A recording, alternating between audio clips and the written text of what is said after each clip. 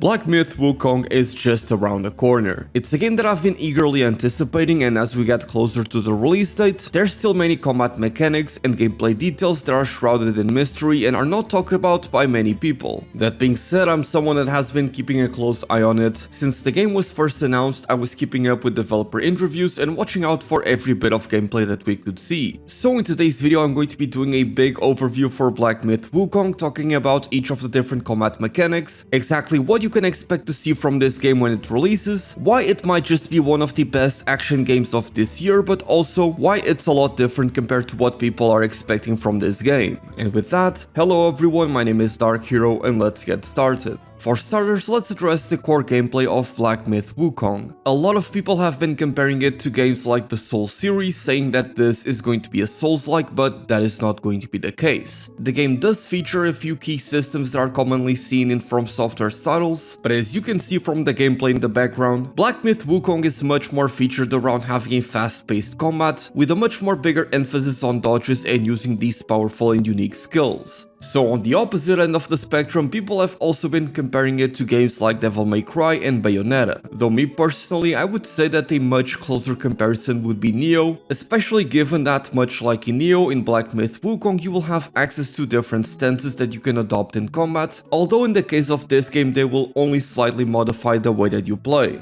You've got your own set of basic attacks that you can keep using throughout the entirety of the game, and you'll be able to combo them together with unique spells and a powerful stance attacks that will modify the way that your quarterstaff works. I believe there are 3 different stances that you can adopt that will only modify and impact a single attack that you can perform. For the most part, the combo that you're going to be using is going to be the same, but because you have these very unique spells that allow you to not only freeze time and even have the enemies take more damage when you freeze them, clone yourself and having you and the clones attacking the enemy at once, and so much more, all of these tools are going to allow combat to keep being engaging, despite the basic moveset being, well, pretty basic. And again, one of the reasons why so many people were calling it a Souls-like game before is because the game is placing some emphasis into the challenge. Now, it's certainly not going to be a very difficult game, nothing like Shadow of the Erdtree, but you can expect to be stuck in a boss for at least a couple of runs if you don't learn its attack patterns and adapt to the moveset. Speaking of which, the game is going to feature a huge variety of bosses, and I've been told that it's dozens and dozens of bosses, so that is going to be very good, as they are going to be the spectacular highlight of this game. Nothing beats seeing this legendary warrior in action using these powerful moves against a very large opponent, overcoming the adversity and seeing him come out on top. And another very cool ability that Black Myth Wukong lets you perform is after you defeat a few key bosses, you can essentially use their soul to be able to summon them, essentially transforming into them and using an entirely different moveset that is similar to the one that they used against you. Though most bosses are not really going to offer much in the way of rewards, because the way that progression and the RPG elements of Black Myth Wukong are going to work out are going to be very simple. Basically, as you progress throughout the game, you unlock different secrets and fight different bosses, of which there's going to be some optional ones. You'll be able to get materials that you can then use to upgrade your own skills and weapon. And there's really not going to be much of a choice when it comes to upgrades. They're going to be very linear, so you can kind of picture it being the same way that Final Fantasy XVI was with its weapon upgrades. Very much a vertical improvement with no customization whatsoever. The customization in Black Myth Wukong is instead going to come in with the skill tree, the skills that you decide to level up and upgrade, so that, for example, you could spend more time and be more powerful when you are transformed as one of the prior bosses, or you could instead opt to focus on the time stop ability that lets you not only freeze the general enemies, but you can even stop entire bosses and have them take more damage from you, which is certainly going to make things a lot easier for you. As the game's director has stated, while the game does certainly have some challenge to offer the players, it's not really focused on that. It's more so about the spectacle and the satisfying combat. And from what I have seen as a result of this, the game's narrative and overall level design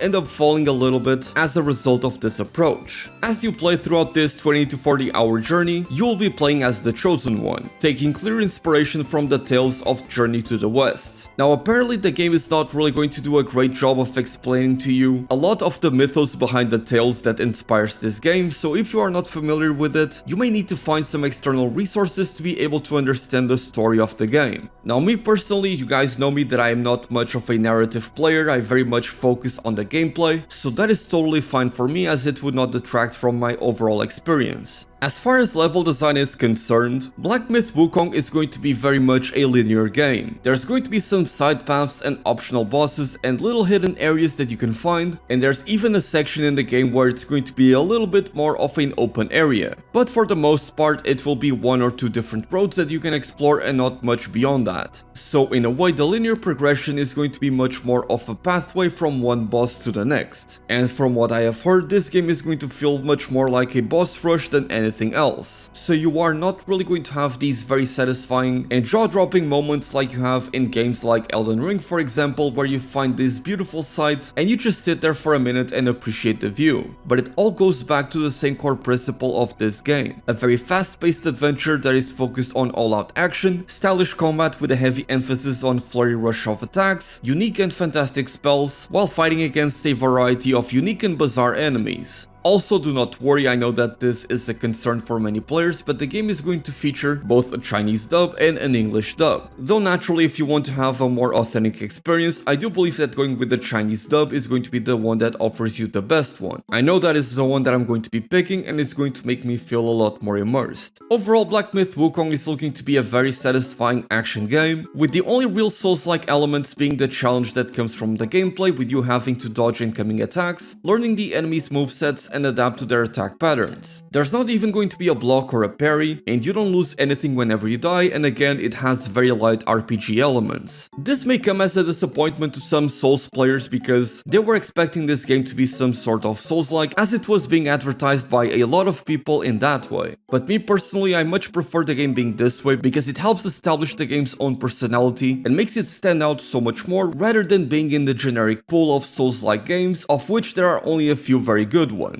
Looking at you, Lies of P. If you guys cannot tell, I am very much excited for this title, and I do believe that Black Myth Wukong and its developer, Game Science, have a big chance to carve a niche for themselves by creating a title that is an action game that is doing something novel unlike all the other titles currently in the market, setting themselves apart from the Souls-like games, but also setting themselves apart from the character action titles like Devil May Cry and Bayonetta. And given that we are also going to have the opportunity to explore the Chinese mytho, again going through the tale of Journey to the West and tales like that, which is something that I think needs to be more explored in the video game space, is something that is very much tailored to my liking, especially given the fact that this game is going to focus very much around the boss fights and how dynamic and epic they are going to be. So you guys know me, having played Monster Hunter, Elden Ring, all of those titles, I'm going to love this. Now, I have also seen this title being dragged in controversy online. I've seen some very scandalous, clickbaity and sensational articles around Black Myth Wukong. I haven't personally really given it much thought. I haven't really read into it because I like to judge and take in games and other pieces of art on their own merit, and that is something that I am very much looking forward to doing with Black Myth Wukong as well. Anyways, I hope you guys are as excited as I am for Black Myth Wukong. Sadly, I won't be able to play the game when it first releases because I'm going to be on vacation, and I'm going to be doing a lot of coverage for Monster Hunter Wilds because of Gamescom. Regardless, I hope that this video was helpful in helping you guys decide whether or not it is worth it for you to get this game. The reviews for Black Myth Wukong should be around the corner, so I'm excited to see how the game does, and I hope that there's no technical problems with this game, as I will likely be playing it on PC when it first releases. With that being said, my name is Dark Hero. Thank you all so much for watching, and as always, happy hunting!